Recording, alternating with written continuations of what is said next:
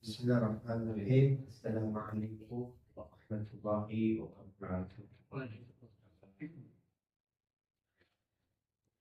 Alhamdulillah rabbil alamin. Aqibatu lil muttaqin wa la 'udwana illa 'alal zalimin. Al-bai'ati wal musyrikin. Asyhadu an la ilaha illallah wahdahu la syarika lah.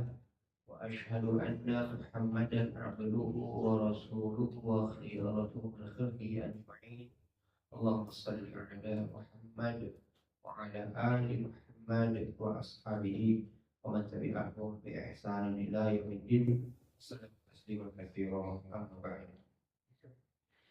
Bapak-bapak, saudara kaum muslimin sedang jamaah sholat isya yang dimuliakan dan dirahmati Allah Subhanahu wa taala. Alhamdulillah kita menyanjung dan memuji Allah Subhanahu wa taala di kesempatan malam hari berbahagia ini.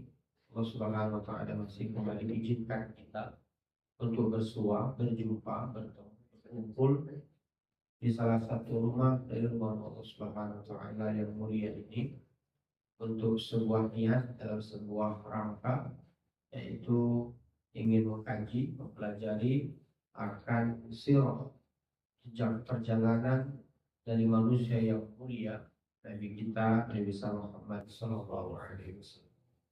Mudah-mudahan dengan kita mempelajari jejak kehidupan beliau dari sebelum diutus, setelah diutus, sampai nanti beliau yang meninggal dunia, mudah-mudahan dengan membahas ini semuanya tumbuh kecintaan di hati dan di qalbu kita, karena cinta kita kepada Rasulullah SAW itu akan mendatangkan cintanya Allah Subhanahu wa taala, dan tidak akan tumbuh cinta itu tanpa kita mengenalnya.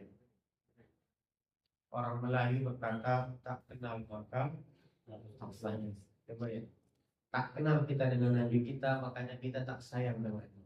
Yang mudah-mudahan dengan mempelajari jejak kehidupan beliau, dengan mempelajari sirah perjalanan beliau, tumbuh rasa cinta kita, tumbuh rasa kebanggaan kita sebagai salah satu dari umatnya, dan moga-moga dengan kita mencintai beliau dan mengikuti semua sunnah-sunnah yang telah beliau tinggalkan, mudah-mudahan kitalah hamba yang berbahagia, kitalah manusia yang berbangga hati, karena Rasulullah SAW menyatakan kullu ummati yadkhuluna al-jannah.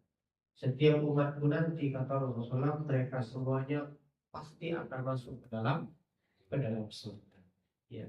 Dan mereka adalah orang-orang yang mencintai, mengikuti, membela dan menghidupkan sunnah-sunnahnya Nabi kita yang mulia, Nabi Muhammad SAW. Mudah-mudahan malam ini wasilah untuk kita semua ya Pak. Wasilah untuk mengenal Nabi kita lebih mendalam lagi.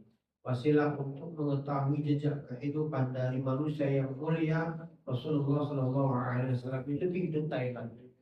Mudah-mudahan dengan mengetahui lebih mendalam, lebih mendetail ini, kita bisa mengerti bahwasannya Nabi kita ini betul-betul Nabi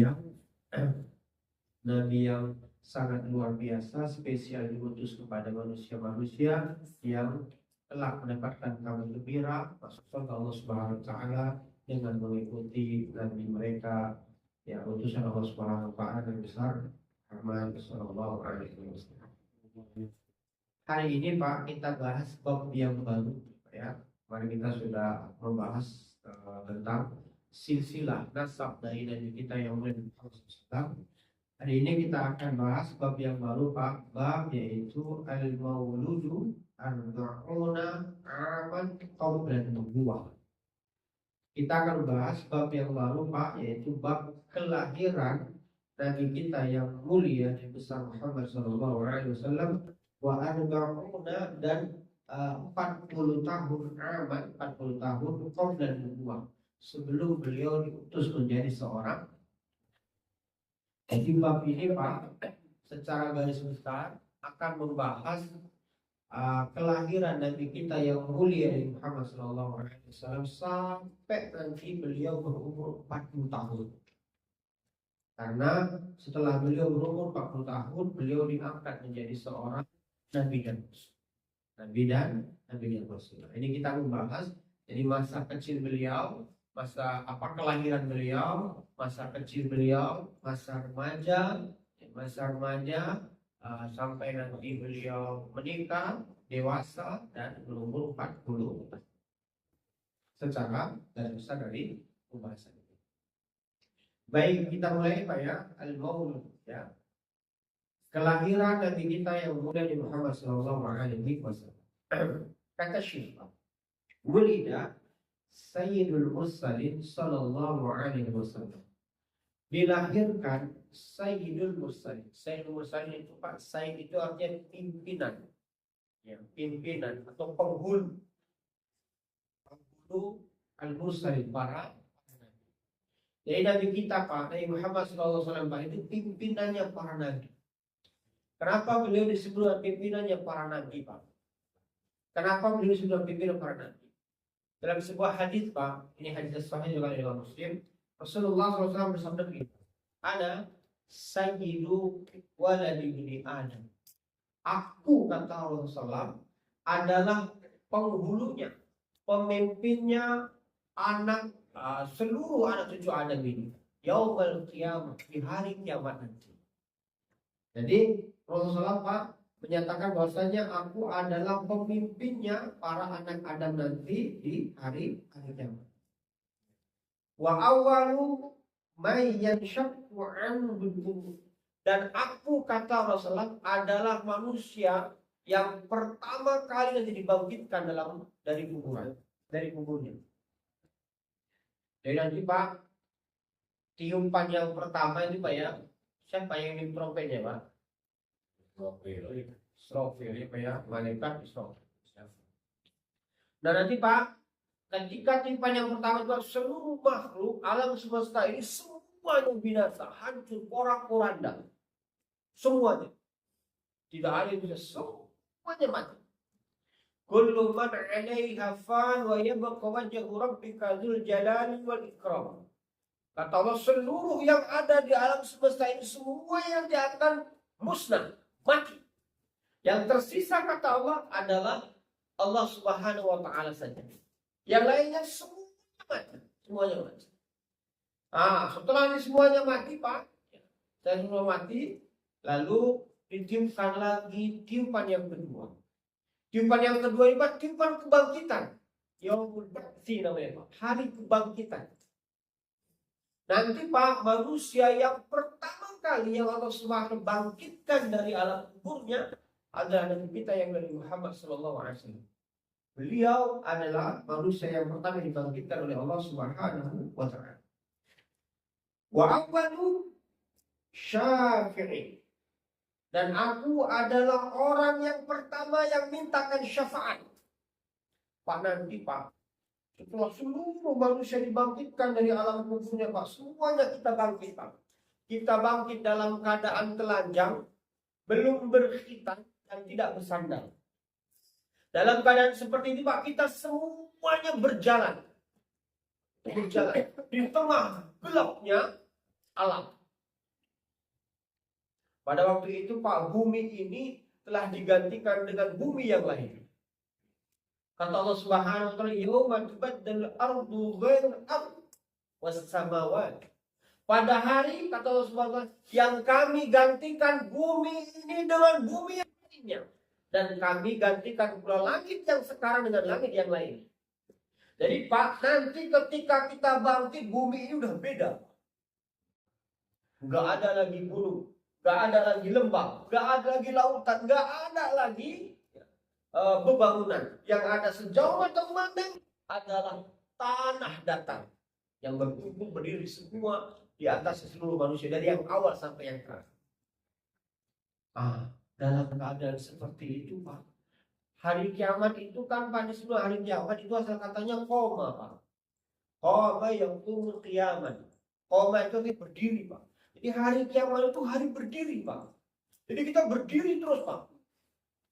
Capek lah, lelah ya Pak ya. Iya. Berdiri itu lelah Pak, capek Pak. Nah karena kita lelah, capek itu Pak, nanti seluruh manusia Pak, seluruh manusia Pak, mereka akan pergi mendatangi Nabi Adam. Mereka berkata, ya Adam, wahai Adam, anta abul bashar, engkau adalah bapak manusia. Engkau adalah bapaknya manusia, engkau adalah awal mula manusia. Dari mula semua lahir, ya, berketurunan manusia ini. Mintakanlah kepada Allah untuk menyegerakan urusan ini. Artinya untuk segera ditegakkan keadilan. Kata Nabi Adam apa? Enggak. Aku berdosa kepada Allah. Allah telah menempatkan aku di surga dan Allah telah melarang aku untuk tidak mendekati satu pohon saja. Aku tak mampu untuk mengerjakannya. Aku malu sama Allah. Datanglah kalian kepada Nuh. Dia adalah Rasul yang utama. Nabi Adam tak mau. Akhirnya seluruh manusia datang kumpul lagi Pak mencari Nabi Nuh. Setelah ketemu sama Nabi Nuh, Pak ngomong sama Nabi Nuh, wahai Nabi Nuh, engkau adalah Rasul yang pertama. Mintakanlah kepada Allah untuk menyegerakan urusan ini, segera tegakkan pengadilan. Kata Nabi Nuh, enggak wahai manusia. Bagaimana mungkin aku menyelamatkan kalian, sedangkan anak istriku sendiri aku tak terselamatkan olehku di dunia. Aku Rasul, utusan Allah mengajak manusia untuk menyembah Allah, tapi anak istriku pun tak ikut. Datanglah kalian kepada Nabi Ibrahim, karena Nabi Ibrahim itu adalah Abu Anbiya, bapaknya para nabi. Sudah datangnya kepada Nabi Ibrahim. Lalu kumpul seluruhnya datang kepada Nabi Ibrahim. Wahai Nabi Ibrahim, anta abul anbiya, engkau adalah bapaknya para nabi. Dari keturunan lahirnya para nabi-nabi. Mintakanlah kepada Allah untuk segera menyelesaikan urusan ini, menegakkan pengadilan di antara kamu. Kata Nabi Ibrahim, Pak, aku malu sama Allah karena aku dulu pernah 3 kali berdusta. Nabi Ibrahim menganggap itu sebuah dusta, Pak. Para kata ulama itu namanya tauriyah. Tauriyah itu beda pemahaman dari orang yang berkata dan orang yang mendengar. Maksud kita apa? Maksud yang mendengar itu apa? Beda. Itu namanya tauriyah. Jadi Nabi Ibrahim pernah melakukan tauriyah 3 kali, Pak. Yang pertama, ketika waktu itu kaumnya mengajak Nabi Ibrahim, wahai Nabi Ibrahim, yuk kita menyembah Tuhan kita. Apa kata Nabi Ibrahim, Pak? Ini sakit, aku sakit, kata Nabi Ibrahim. Sepemahamannya kaumnya Nabi Ibrahim, sepemahamannya orang-orang yang hari itu mengajak Nabi Ibrahim untuk menyembah berhala, bahwa Nabi Ibrahim itu sakit. Apa yang sakit, Pak? Fisiknya.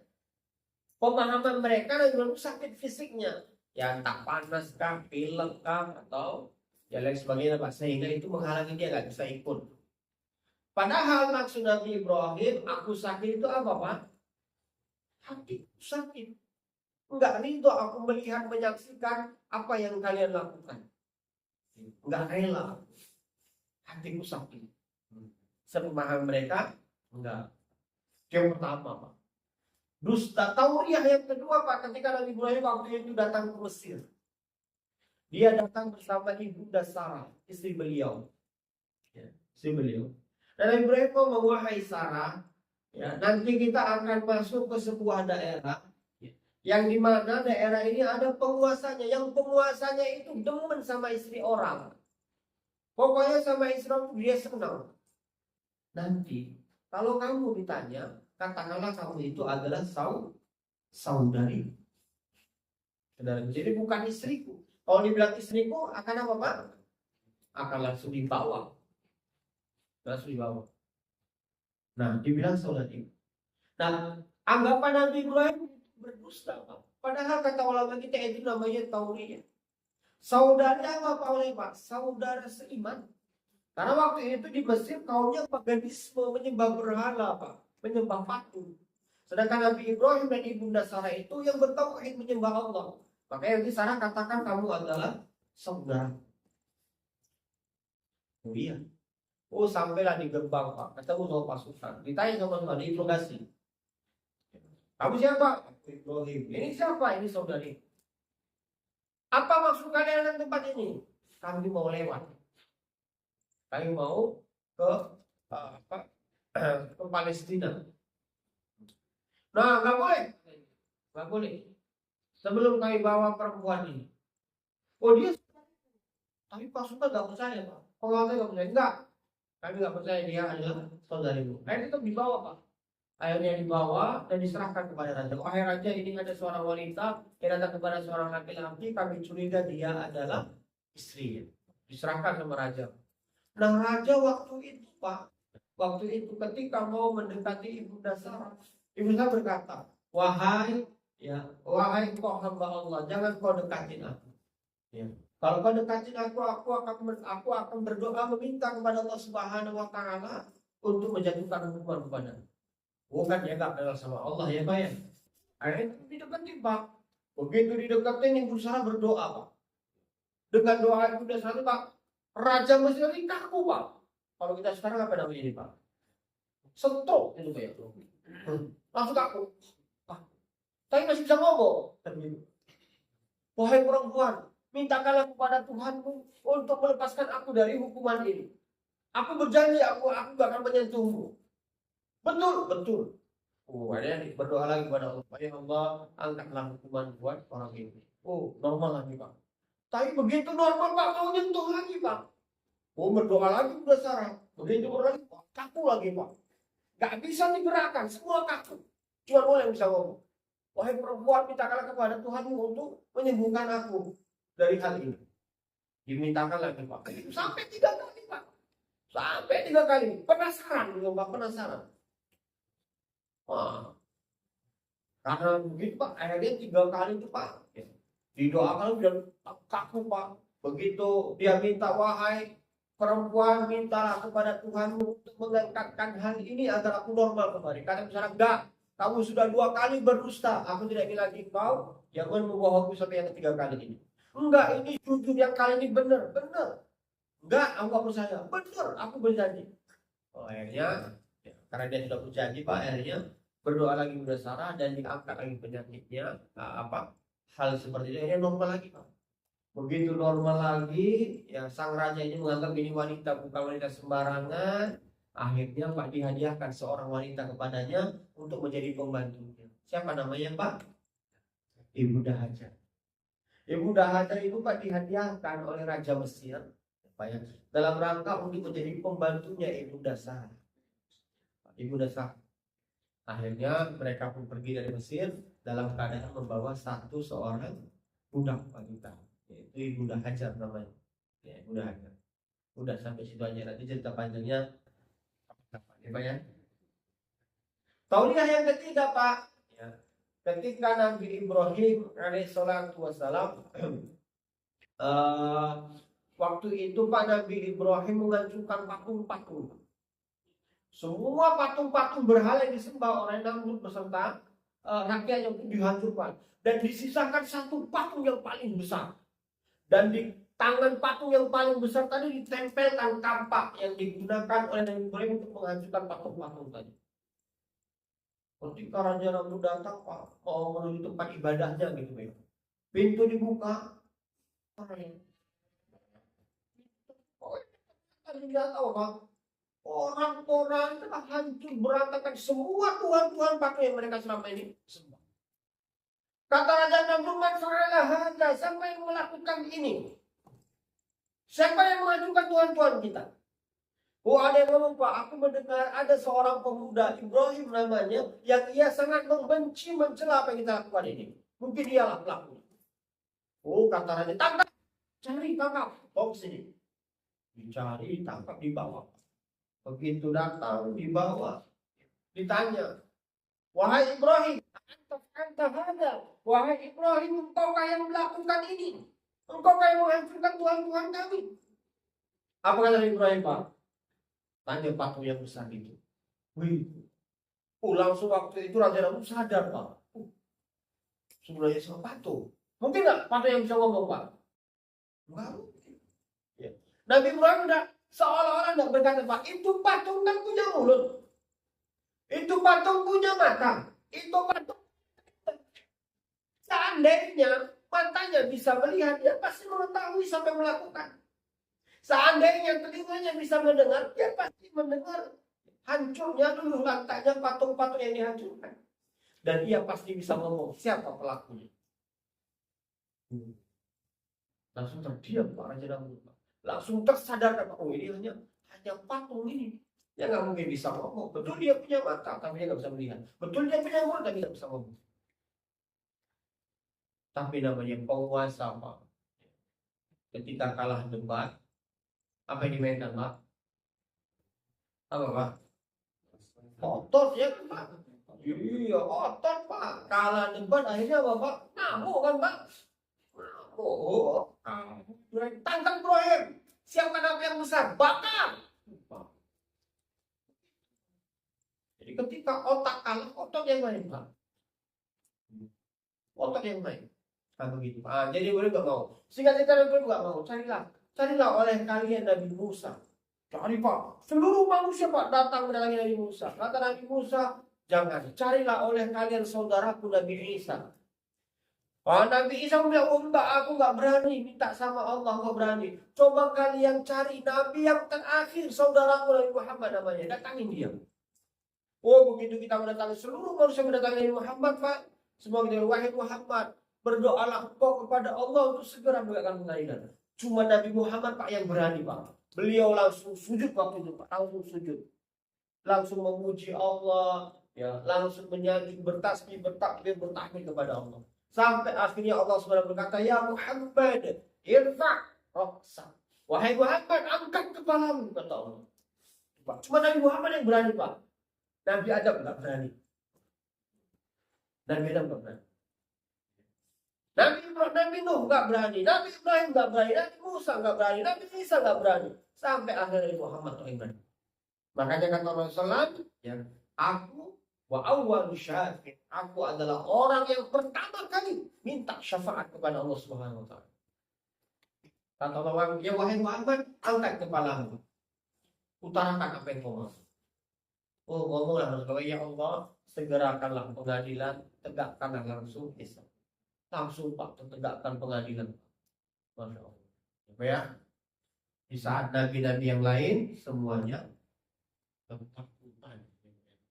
Gak ada yang berani minta syafaat kepada Allah Subhanahu wa taala. Nah, hadis ini Pak juga oleh Imam Muslim menjelaskan, menerangkan kepada kita betapa Rasulullah SAW itu adalah sayyid, ya Pak ya. Sayyid, pimpinannya para nabi. Makanya dikatakan oleh Syekh sini, wulida sayyidul mursalin, dilahirkan pimpinannya para nabi itu, yaitu sallallahu alaihi wasallam, yaitu dari keturunannya Bani Hashim. Dari keturunannya Bani Hashim. Hashim dulu namanya siapa Pak? Hashim ini kan gelar Pak, julukan. Kenapa dia disebut dengan Hashim Pak? Udah lupa ya Pak, nggak apa-apa. Saya ingat ini Pak ya. Kan kita begitu yang berlalu biarlah berlalu gitu Pak ya. Buat apa pula dikenang-kenangnya Pak ya. Saya terangin ya Pak ya. Saya ulang. Jadi namanya sebenarnya namanya Amr Pak. Amru. Nah Hashim itu Pak dulu dia suka apa Pak? Meremukkan roti. Ya kan roti itu keras Pak. Jadi diremukkan roti itu, dihaluskan, dikasih kuah, tarik namanya Pak ya. Tarik. Nah akhirnya ini dikasih ke siapa Pak? Kepada para jamaah haji. Makanya dia akhirnya disebut dengan Hashim.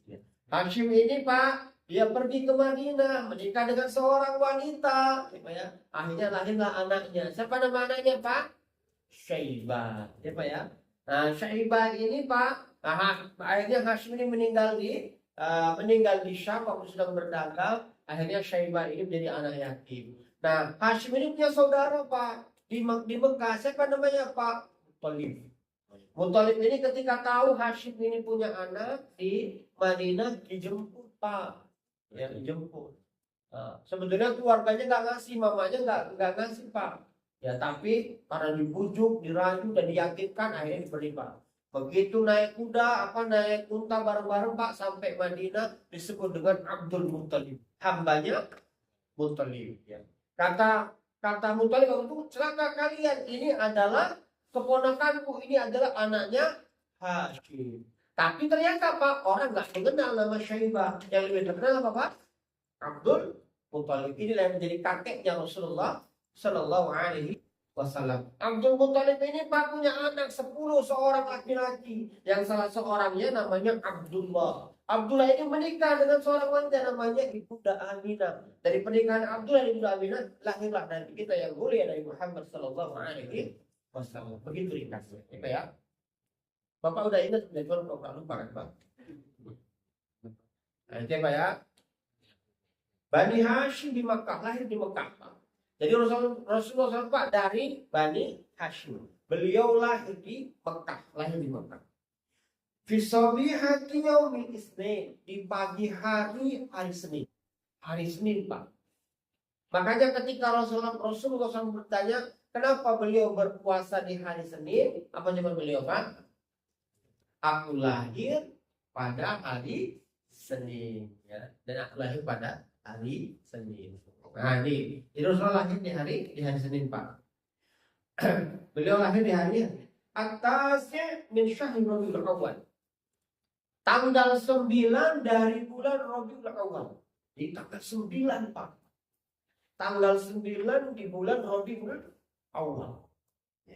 Nah orang sekarang memperingati hari kelahiran Rasulullah berapa Pak? 15 Pak. Padahal tanggal 12 itu Pak itu adalah hari wafatnya Rasulullah SAW. Makanya ada ulama, banyak ulama kita yang menyatakan Pak, ini sebetulnya bergembira ya dengan hari kelahirannya Rasulullah SAW, atau bergembira atas mati atau atas meninggalnya Rasulullah SAW. Karena tanggal 12 itu adalah hari wafatnya Rasulullah SAW.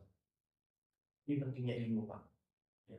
Biar kita tidak keliru. Makanya luar biasa Bapak mengajak saya untuk membahas kitab ini, ya Pak ya.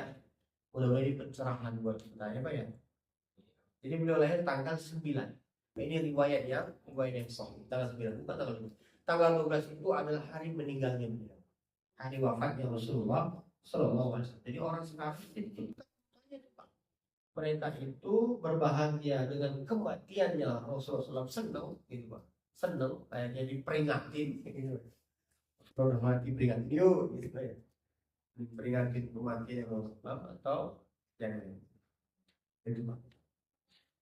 Di awal amin min hadisatil fil, pada tahun permulaan atau pada awal tahun dari sebuah peristiwa yang disebut dengan peristiwa apa? Al-Fil. Peristiwa apa ini Pak? Kita cerita kemarin Pak ya. Peristiwa seorang gubernur Abraham namanya, yang membawa pasukan yang luar biasa besarnya dari negeri Yaman untuk menyerang menghancurkan Ka'bah. Kenapa Pak? Karena waktu itu Abraha ini membuat gereja yang luar biasa besarnya di Yaman dengan harapan orang berkunjung ke Yaman. Sampai akhirnya apa Pak? Gerejanya diapain Pak? Diapain Pak? Diberakin ya Pak ya? Iya, diberakin sama orang Mekah Pak. Oh, Abraham marah. Oh, ini kurang ajar, tempat ibadah yang kita bangun dengan biaya yang begitu mahal, dikotorin pakai kotoran. Akhirnya marah, nyiapkan pasukan, minta kepada Raja Najasyi untuk mengirimkan bala bantuan. Akhirnya Raja Najasyi mengirimkan pasukan Pak, mengirimkan pasukan bersama gajah-gajah yang besar. Dan gajah yang paling besar Pak, pimpinannya para gajah. Inilah yang dikira oleh Abraham, yang namanya nama gajah yang tadi Pak, Mahmud ya Pak ya. Mahmud, nama gajahnya Mahmud. Inilah yang menjadi pimpinan para gajah. Ya. Nah ini pada kejadian film Pak. Di arba'ina sana, pada 40 tahun khalat min Malikil Kisra Syarwan. Ini 40 tahun ya, tahun setelah seorang Raja Kisra. Ya, Kisra itu Pak nama raja yang ada di Persia dulu. Jadi Persia dulu Pak, nama raja-rajanya itu sebenarnya Kisra. Seperti kita kalau di Yogyakarta mana ya Pak? Hamengkubuwono, gitu Pak ya. Kalau di Solo Pak, Oh, Mangkuran, Pakuan Pak. Pakuan sama Mangkuran apa? Pakuan apa? Mangkuran. Ah, kalau di Cirebon apa namanya Pak? Kalau di Cirebon apa namanya Pak? Kalau di Cirebon Pak, Sultannya Pak, Sultannya Pak.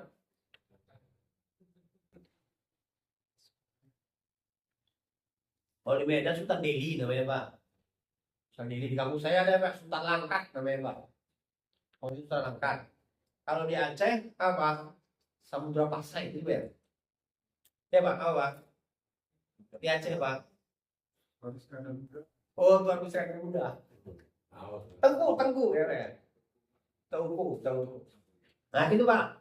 Nah, sama Pak. Fir'aun itu Pak. Fir'aun itu bukan nama orang Pak. Itu nama gelar raja-raja.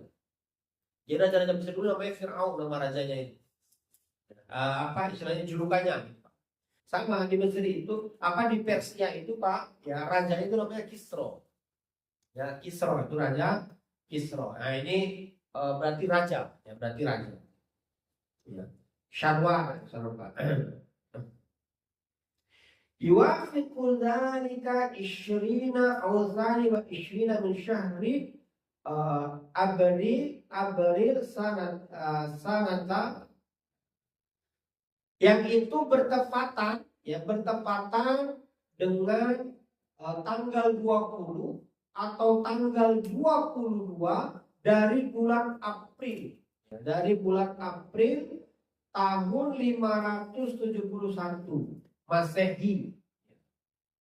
Berarti kan tahun Masehi itu dihitung setelah apa Pak?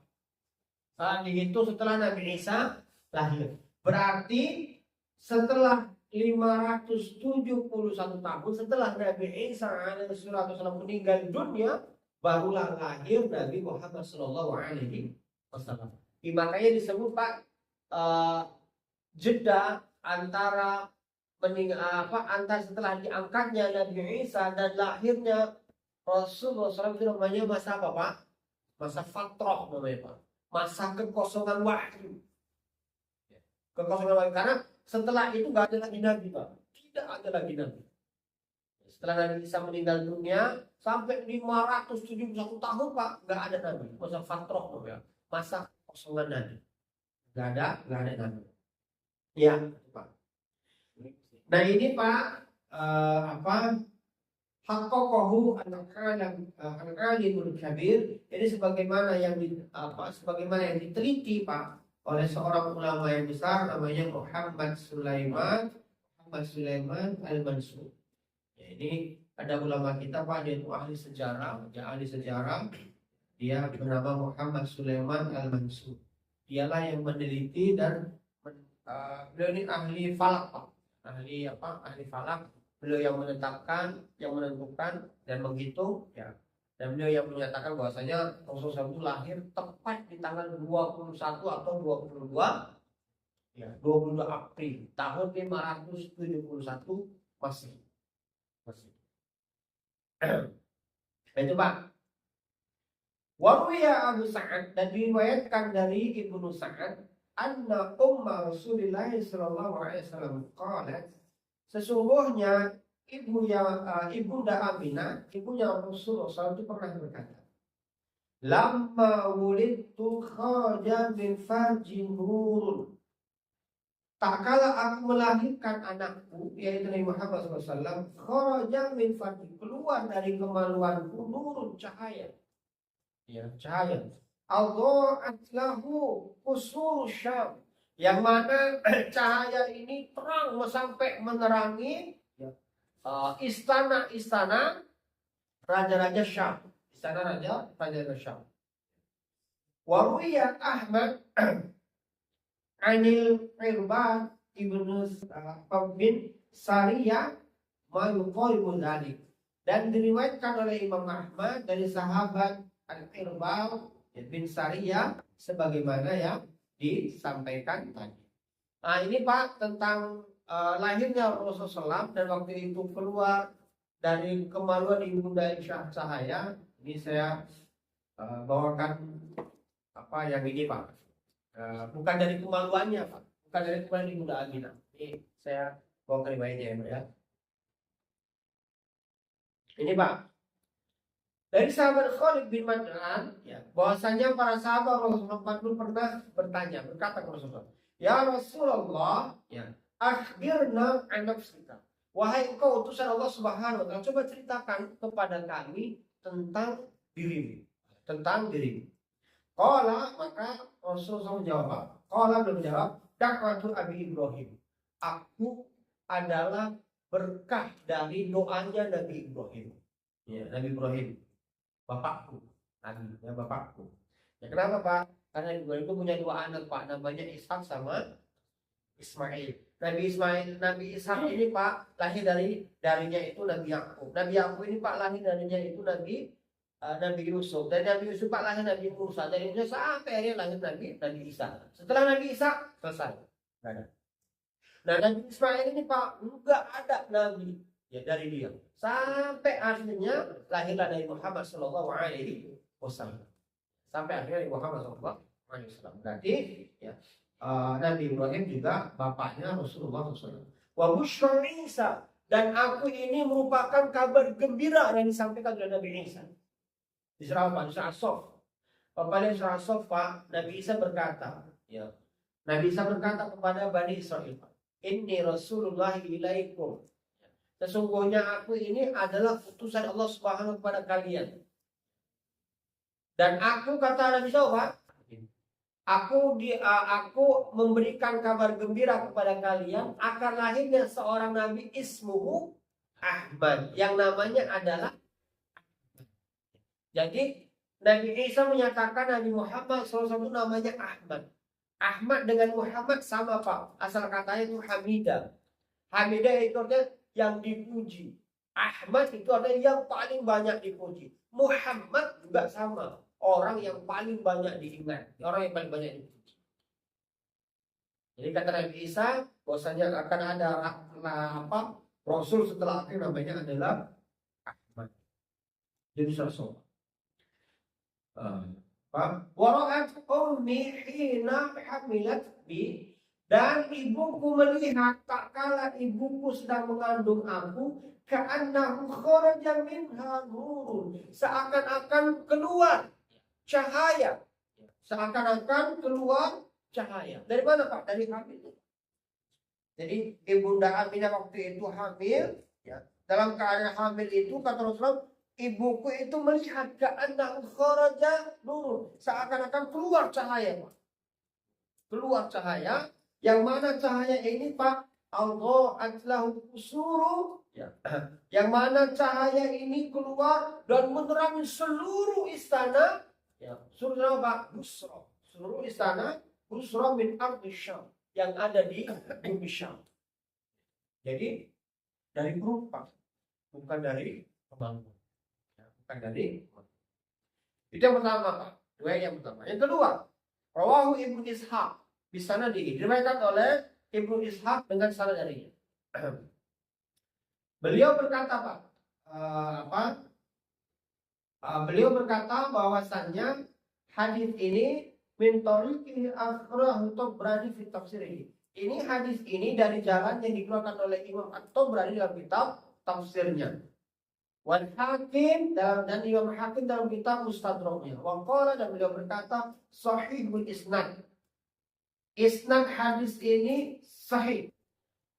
Wa wafaqahu Az-Zahabi, dan ini disetujui oleh Imam Az-Zahabi. Jadi hadis ini Pak jelas bahwasanya keluarnya itu dari cahaya, itu keluar dari perut, bukan dari kemaluannya Ibunda Aminah, dari Ibunda Aminah.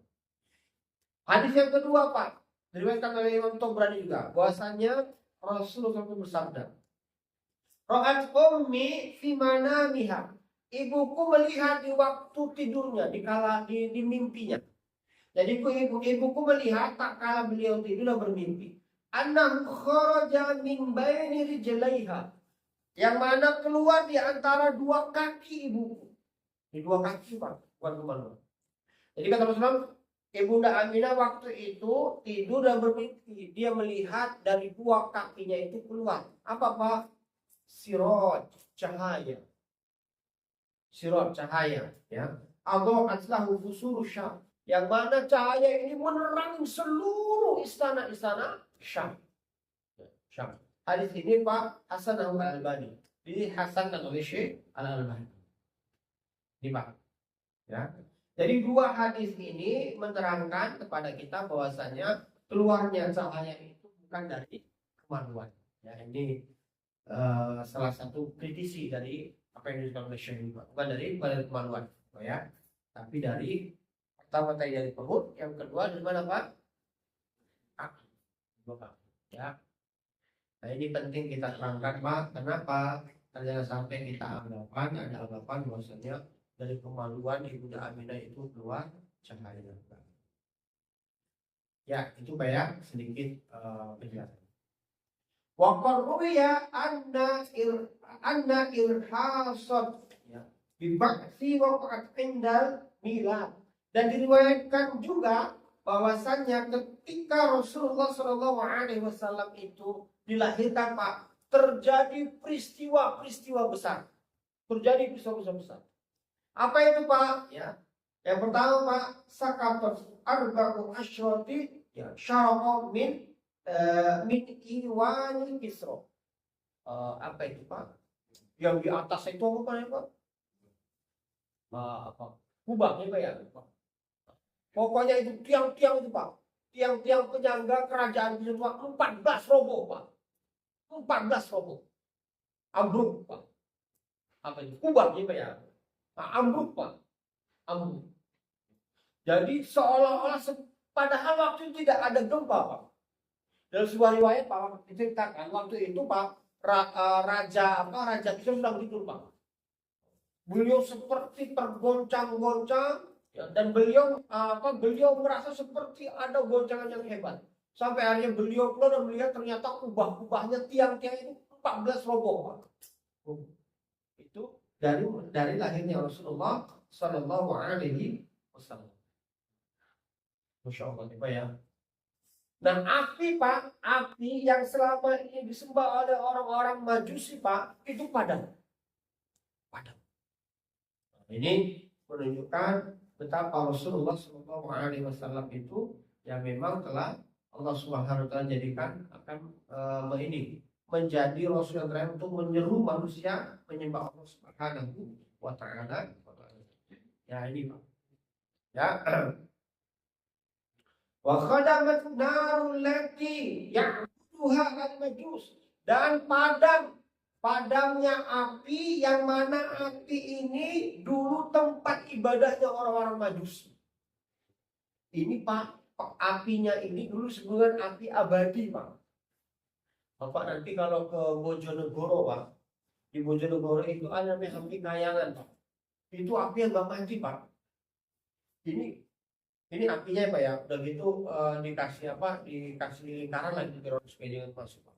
Itu pada kena hujan, kena apa, nggak mati apinya Pak. Nggak mati.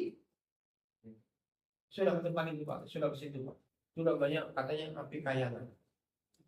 Coba kalau di luar Pak, ada nggak? Ada kan? Nah itu Pak kalau ada pon itu lah dari api itu diambil Pak. Dari situ api itu diambil, dibawa lari itu Pak. Bawa lari. Berarti kemarin dari Bojonegoro ya lari kan Pak sampai ke Merak dari apa? Dari Feri ya Pak ya, Merak ke Bakauni lari lagi ya sampai Palembang lari lagi sampai sampai Medan lagi ke Aceh lagi banyak kan di Medan sama di Aceh kan Medan kan Pak? Hah? Pakai tol ya Pak ya? Kalau dulu sih lari kan itu kan di kamera gitu kan Pak, di kamera tunjukin lari yang bawa api itu Pak, itu dari Bojonegoro kan bilang. Api kayangan namanya Pak, api nggak bisa mati. Nah ini Pak, api yang disembah oleh Raja Majusi waktu itu Pak, itu api yang nggak mati Pak. Tapi ketika Rasulullah lahir itu mati itu api, padam itu api Pak. Padahal itu biasa tempat disembah. Masya Allah Pak. Nah ini sebenarnya tanda-tanda kenabian Rasulullah Sallallahu Alaihi Wasallam itu sudah dititipkan oleh Allah Subhanahu wa taala. Ya Pak ya. Bahwasanya akan diutus seorang iya. Wahdamat al-kanais haula bahira, dan gereja-gereja Pak, gereja-gereja pula yang ada di Bahira, ya, itu pun runtuh Pak. Gereja-gereja juga runtuh. Ambruk gereja-gereja ya Pak. Ya, dengan akhirnya Rasulullah. Makanya dulu Pak, pendeta-pendeta pendeta orang Yahudi itu Pak, begitu melihat cahaya terang itu mereka tahu, udah lahir ini nabi yang terakhir. Udah lahir nabi yang terakhir. Mereka Pak, dulu Pak ya. Dulu orang-orang Yahudi itu kumpul semua di mana Pak? Di Madinah. Orang Yahudi itu aslinya kampung halaman mereka di mana Pak? Palestina Pak. Di Palestina. Ya. Palestina. Tapi ketika mereka baca kitab mereka, maksudnya ada Rasul terakhir, yang mana Rasul yang terakhir ini akan muncul di tanah hitam, dan di tanah itu Kurma. Mereka cari Pak, daerah mana itu yang ternyata mereka temukan di daerah Madinah. Karena di Mekah itu ada pohon kurma Pak. Ya dulu Pak, orang-orang Mekah itu penghasilan mereka, mata pencarian mereka apa Pak? Berdagang. Mereka berdagang Pak. Nah orang-orang Madinah, mata pencarian mereka bertani. Apa itu bercocok tanam? Kurma. Dan itu cocok sekali. Akhirnya Pak, orang-orang Yahudi waktu itu Pak, mereka semuanya datang, eksodus, ya Pak ya, bergelombol datanglah mereka ke Madinah. Dan mereka beranak pinak Pak, sampai 500 tahun loh Pak mereka di Madinah itu Pak. Hanya untuk nunggu apa Pak? Lahir. Dan mereka berharap Nabi terakhir itu lahir dari anak-anak mereka. Makanya rasis yang pertama kali itu mereka Pak. Orang Yahudi itu rasis pertama kali itu Pak. Kapan? Ketika mereka menunggu, menanti, berharap lahirnya Nabi yang terakhir itu dari golongan mereka. Tapi ternyata lahirnya dari mana Pak? Dari golongan Nabi Ismail. Nolak mereka Pak.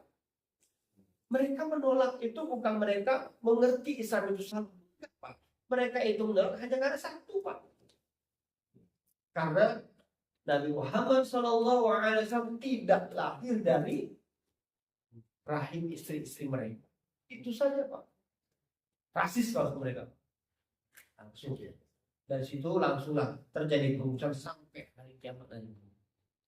Sampai hari kiamat. Nah itu Pak. Nah makanya pendeta Yahudi waktu itu Pak, ketika lihat cahaya di negeri Syam itu terang benderang. Udah lahir Nabi yang terakhir ini. Tapi kok nggak dari Madinah? Padahal mereka berkumpul di Madinah. Langsung mereka beranggapan, berarti Nabi yang terakhir ini bukan dari golongan kita. Bukan dari Bani Israel. Langsung mereka Pak, karena tidak lahir di Madinah. Langsung mereka cari Pak. Ini dari golongan siapa? Nah, mereka tahu Pak, bahwasanya Nabi itu akan lahir dari golongannya dari keturunan Nabi Ibrahim. Mereka cari Pak, silsilah Nabi Ibrahim Pak. Mereka buka kitab itu Pak. Mereka temukan ternyata Ibrahim itu punya satu istri, Hajar namanya, yang dulu ketika anaknya masih bayi, Ismail namanya, itu dibawa ke satu tempat, Bakkah namanya Pak. Yang mana tempat itu waktu itu belum ada manusia, yang ada hanya gurun pasir, bebatuan sejatuh, bebatuan memandang, hanya tumpukan pasir. Nggak ada air, nggak ada pepohonan, dan belum ada manusia yang tinggal di situ. Padahal anggapan mereka Pak, sudah mati loh. Ternyata masih. Dan lahirlah Nabi yang terakhir. Langsung mereka, Nabi ternyata bukan dari keturunan kita. Langsung Pak. Jadi orang-orang Yahudi waktu itu berduka mereka. Berduka. Ya. Ditambah lagi Pak, orang-orang ini mendengar bahwasanya berita hancurnya ya kubah-kubah ya atau apa namanya Pak, menara-menara atau apalah Pak ya, menara kubah atau itu orang dari Kisra, gereja-gereja juga hancur, mati api yang sambil disembah juga padam. Akhirnya mereka tambah yakin bahwasanya Nabi yang terakhir itu bukanlah dari golongan ya, karena tidak ada tanda-tandanya dari kita Pak ya. Itu Ruya dalika al-Baihaqi wa yunkiruhu Muhammad al-Ghazali. Yang demikian itu diriwayatkan oleh Al-Imam al-Baihaqi tapi tidak disetujui, artinya tidak disepakati oleh Al-Imam Muhammad al-Ghazali. Imam al-Ghazali. Nah gitu ya. Kita mengenalnya Imam Al-Ghazali. Nah ini Pak, ini ketika lahirnya Rasulullah Sallallahu Alaihi Wasallam. Baik, sebelum lagi ya. Walamma wulidat ummuhu arsalat ila jaddihi Abdul Muthalib. Tak kala ibunda Aminah sudah melahirkan anaknya, maka ia segera mengutus orang untuk membawa Nabi Muhammad SAW itu kepada kakeknya. Siapa Pak? Abdul Muthalib. Dua sama kakek. Ya. Tubashiruhu bihafidihi. Dan disampaikan kabar gembira kepada Abdul Muthalib bahwasanya telah lahir cucunya. Telah lahir keturunannya, yaitu cucunya. Faja'a mustabshiran. Maka waktu setelah dikabarkan itu Pak, ya Abdul Muthalib pun datang dengan penuh kegembiraan, datang wadakhala bihi Al-Ka'bah, dan beliau langsung membawa Rasul ke dalam Ka'bah. Langsung dikatakan, langsung beliau berkata, ya, langsung beliau ketika dibawa wada'allaha wa syakaralahu. Lalu dia berdoa kepada Allah Subhanahu wa taala dan bersyukur kepada Allah Subhanahu wa taala, ya. Lalu waqtarahu lahu ismu Muhammad. Lalu Abdul Muthalib memberi nama anak tadi dengan nama Muhammad. Perhatikan Pak. Wa hadzal ismu lam yakun ma'rufan fil Arab. Nama ini Pak kata Syekh, itu dulu belum dikenal di kalangan Arab. Orang Arab itu tahu namanya itu Umar, Utsman, apa ya? Atau siapa Pak? Abdul Uzza, Abdul Manat. Itu Pak namanya Pak. Belum ada yang mengenal dengan nama Muhammad. Jadi nama Muhammad ini Pak memang nama yang diberikan oleh Abdul Muthalib kepada Nabi kita yang Nabi Muhammad SAW. Masya Allah. Jadi Allah pun sudah bimbing kakeknya Pak. Wahai Abdul Muthalib, nanti kasih nama cucumu ini Muhammad. Itu nama yang pertama. Ya. Kata Syekh, wahadzal ismu lam yakun ma'rufan fil Arab. Nama ini dulu orang-orang itu tak kenal. Mereka orang tak. Ya. Nah, itu Pak diberi nama Muhammad. Wa qatanahu yauma sabi'ihi kama kana al-Arab yaf'alun. Dan Nabi Muhammad SAW itu dikhitan pada hari ketujuhnya sebagaimana itu biasa dilakukan oleh orang-orang. Jadi Pak, khitan di hari ketujuh itu kebiasaan orang Arab dahulu Pak. Dan ini menjadi sunnahnya Rasulullah Sallallahu Alaihi Wasallam. Pak, sebenarnya sunnahnya itu Pak, anak kita lahir itu dikhitannya hari ketujuh Pak. Tapi kalau kita sekarang kapan mintanya Pak? Kalau udah gede kan Pak ya. Kalau udah gede, kalau kelas 3 SD, bahwa di kampung saya itu udah SMP Pak khitannya itu Pak. SMP khitannya Pak. Ya Pak ya. Kalau Bapak dulu kapan khitannya Pak?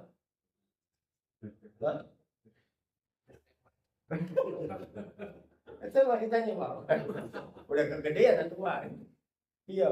Jadi itu sebetulnya sunnahnya khitan itu di hari itu. Dan kita itu laki perempuan Pak. Laki perempuan itu khitan.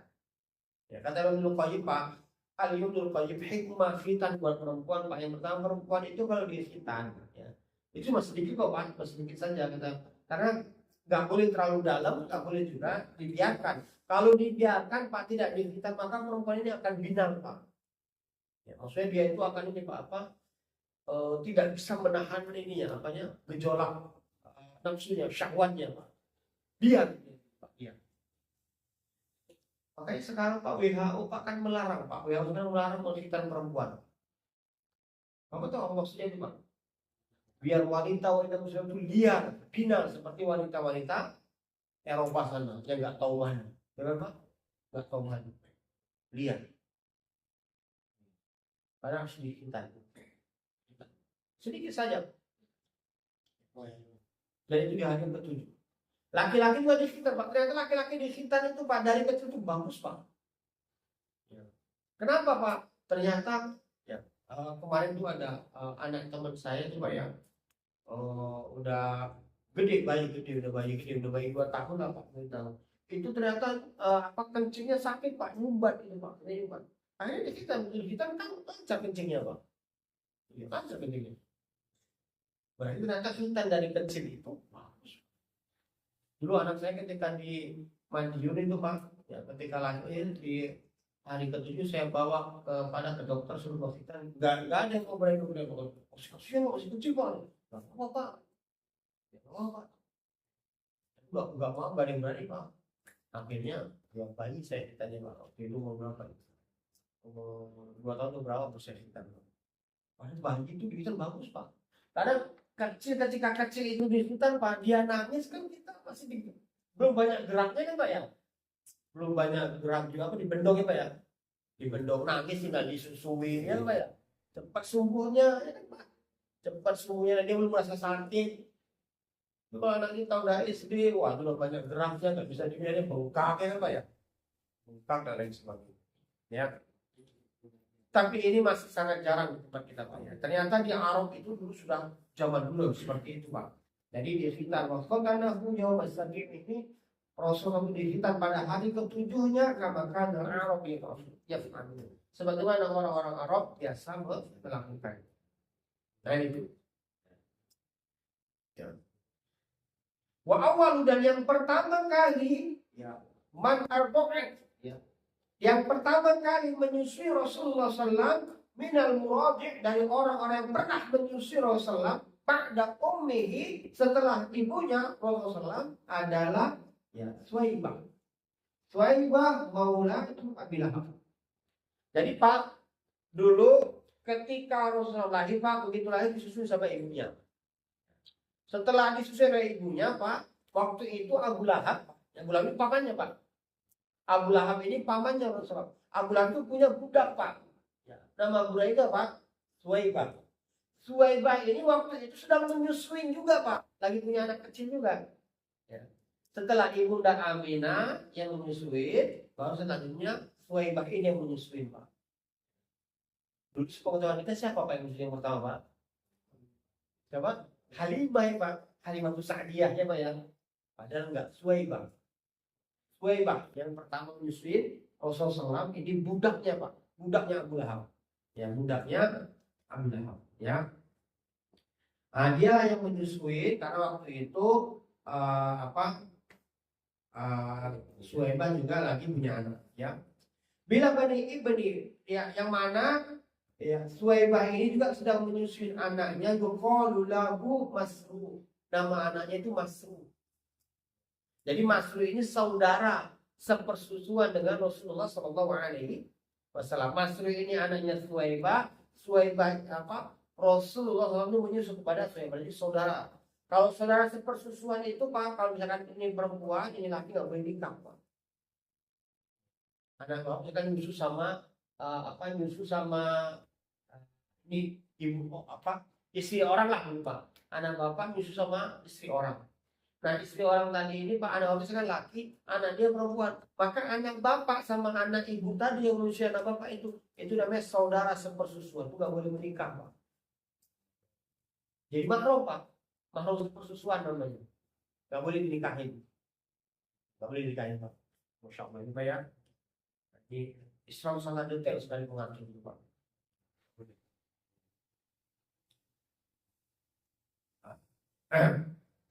Wa kanat qad arda'at qablahu Hamzah ibn Abdul Muthalib. Sebelumnya Pak, Suwaibah ini menyusui juga Pak. Siapa? Pamannya Rasulullah SAW siapa? Hamzah. Jadi waktu itu Pak Abdul Muthalib istrinya juga sedang melahirkan. Ya lahir anaknya namanya Hamzah. Berarti Hamzah ini Pak paman Rasulullah SAW sekaligus saudara sepersusuan. Hamzah. Jadi Hamzah ini sama Rasulullah umurnya tidak jauh beda Pak. Tidak jauh beda. Ya, tidak jauh beda. Wa arda'at ba'dahu Aba Salamah ibnu Abdul Asad al-Makhzum. Setelah itu ya Suwaibah tadi menyusul lagi yaitu Abu Salamah namanya Pak ibnu Abdul Asad al-Makhzum. Nah ini, jadi Rasulullah banyak saudara susuannya Pak. Hamzah, ya Abu Salamah ibnu Abdul Asad al-Makhzumi dan Masruh tadi ini saudara sepersusuan Rasulullah. Nah ini dulu Pak yang kita sampaikan. Besok kita akan masuk fi Bani Sa'ad. di Bani Sa'ad. Nanti ini di Bani Sa'ad ini Pak, ceritanya Rasulullah ini akan diambil oleh seorang wanita namanya Halimah. Halimah ini nanti akan menyusul Rasulullah. Nanti akan banyak berkah yang didapat oleh Halimah ya ketika menyusul Rasulullah. Yang awalnya pada nggak mau Pak, awalnya nggak mau karena Rasulullah anak yatim, dia nggak punya bapak, nggak bisa melihat saya. Tapi ternyata setelah diambil, datangkan keberkahan yang luar biasa. Cukup Pak, mungkin ada pertanyaan Pak, mau bertanya. Assalamualaikum.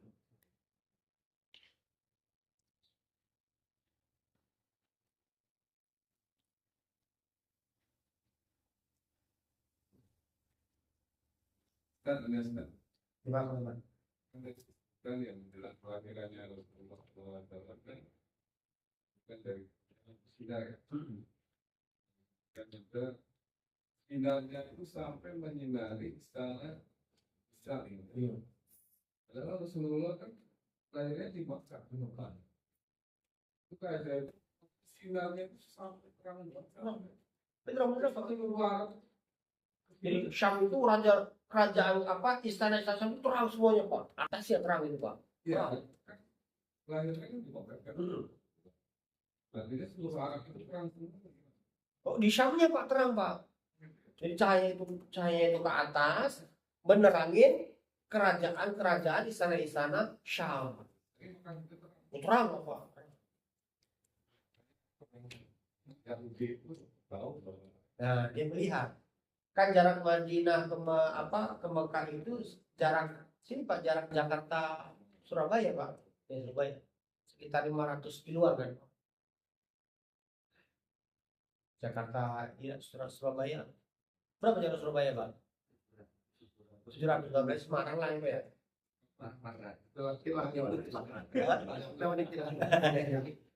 Ya pokoknya begitu Pak. Jadi jarak Mekah Madinah itu ya sejarak 500 kiloan lah Pak. Ya berarti sini Semarang lah. Terang semuanya.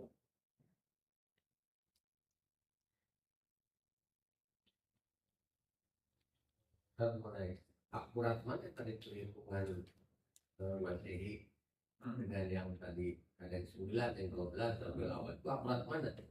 Karena kan lebih Kalau tadi kan Masehi ya. kata Syekh Muhammad tadi kan banyak yang beliau ahli falak itu Pak, itu antara tanggal 20 sampai 22 April kan Pak, tahun 571. Itu konversi ke Nah, itu dikonversi Pak. Ya, setelah itu dari tanggal 20 sampai 20 itu dikonversi Pak, dari bulan April dikonversi ke tahun Hijriah. Ke tahun Hijriah. Setelah dikonversi ke tahun Hijriah, kan Hijriah itu kan ini Rasulullah kan tahun Hijriah itu dihitung setelah Rasul hijrah kan Pak, dari Mekah ke Madinah dihitung. Nah Rasulullah SAW waktu itu Pak berdakwah di Mekah itu 13 tahun. Beliau diangkat menjadi Nabi umur 40 tahun. Ya Pak ya, 40 tahun. Berarti kan beliau hijrah itu umur berapa?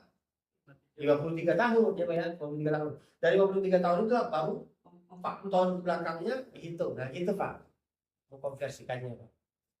tadi kan itu yang antara 21, 22 itu udah selisih juga ya. 3 berarti ya. Ya itu antara di antara. Terus 9 sama 12 juga selisih 3. Berarti dua-duanya benar Pak. Kalau dari riwayat tadi Pak, beliau memastikan tanggal 9. 9 plus 3 12. Kan selama ini kan ada 12 sama 2. Iya Pak. Terus 21, 22 juga selisih 3.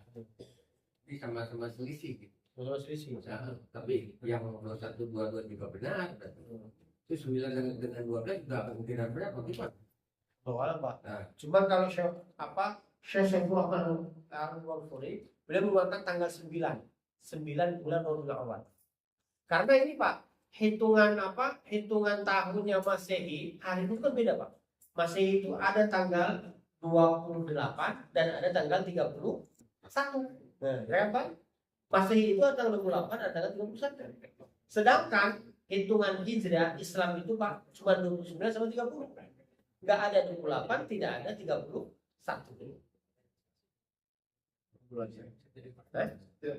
bulan-bulan Iya. Jadi dalam Islam itu Pak, ya hari itu kalau nggak 29, 30. Kalau di Masehi ada 28 hari, ada 31 hari. Itu kan nanti ini Pak. di bulan Desember pasti 31, kan Pak? 31. Nah, itu kan ngitungnya begitu nanti Pak.